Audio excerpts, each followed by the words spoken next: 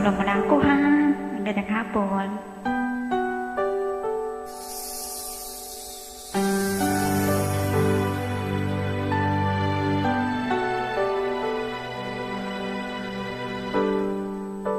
Naglalagay ng koloriti sa aking mukha para di nila malaman ang tunay na naganap, na ikaw at ako ay hindi na.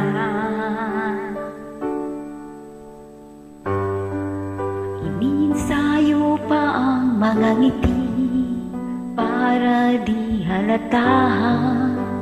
Damdamin ko'y pinipigil, sa loob umiiyak, dahil ikaw at ako ay hindi na.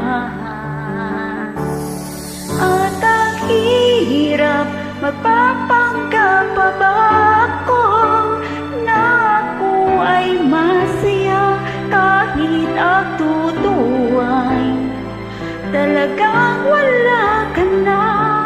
At kung bukas magpulat ng aking mata, may mahal ka ng iba, wala na akong magagawa, di ba?